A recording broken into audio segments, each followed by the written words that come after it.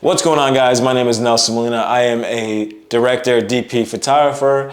So while this title may be clickbaity, I'm not getting rid of all my light stands. Light stands come in handy. And in today's video, we're gonna speak on something that's not necessarily new to the video production filmmaking world.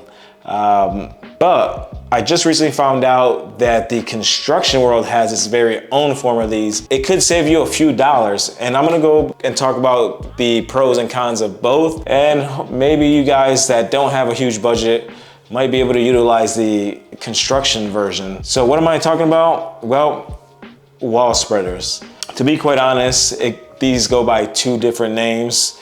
I've heard them just called out Wallspreaders. I've heard them called autopose. To my knowledge, they both operate quite similarly. One may be just telescoping and is easier to put up, while the other one requires having a two-person crew to put up. Definitely do your research into that, and depending on how you're gonna use it, one may be better than the other. But like I said, they have a version in the construction world that may save you a few dollars. If you were to Google Wallspreaders in Home Depot or any of the construction sites, you're not gonna find it. So when it's used in construction, it's labeled as a cabinet support rod or a quick support rod. And like I told you, there's a few pros and cons to both. One of the pros being it's a budget-friendly version. It's gonna cost you way less than buying, say, a Manfrotto, Autopo, or Wallspreader. But here's when the cons come in. It's limited in size. In the construction world, the biggest size I saw was 6 feet, and I'll have to do my research a little bit more to see if there is one bigger. And the smallest one I saw was just about under 2 feet. In the production world, the biggest one I saw was 20 feet.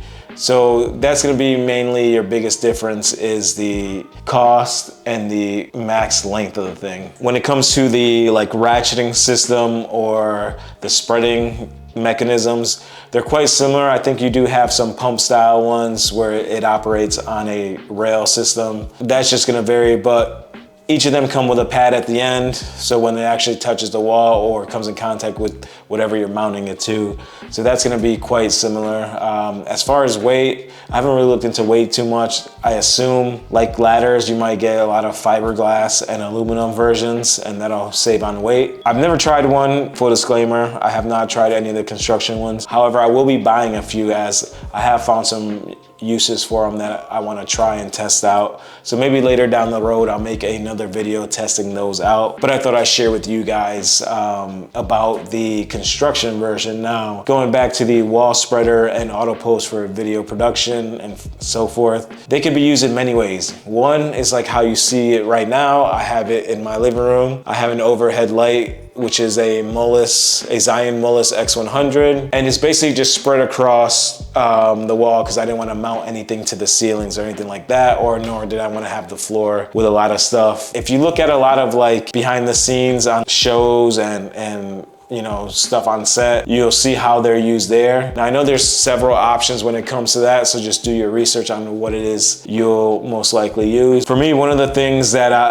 that got me interested in these is I do some wedding photography, and one of our venues that we photograph a lot, it's a barn style with beams everywhere and stuff like that, and the beams tend to be, I think, on one of them 8 feet. And the problem we have there is that when we set up our light stands, people tend to hit them. Even if we run a bungee cord around them, people still tend to run into the legs. And I don't wanna sit here photoshopping bungee cords out. So what I think I'm gonna do is I'm gonna test having 2 autopoles set up this year, especially for those locations where it's just a low profile, and I don't think people will be kicking over the autopoles as much as they do the light stands, because they just stick out way too much. So they're good for things like that. Just to try to minimize the risk of knocking things over and maximizing my space, it's a lot better to hang things how I have it on the autopole or Wallspreader, whatever you want to call it. And yeah, guys, definitely look into that. If you're someone who has considered using a autopole or Wallspreader, this might be a good option for you. Definitely something worth looking into. And yeah, I'll let you guys know when I have the video testing the construction versions. So stay tuned for that, and see you guys in the next video.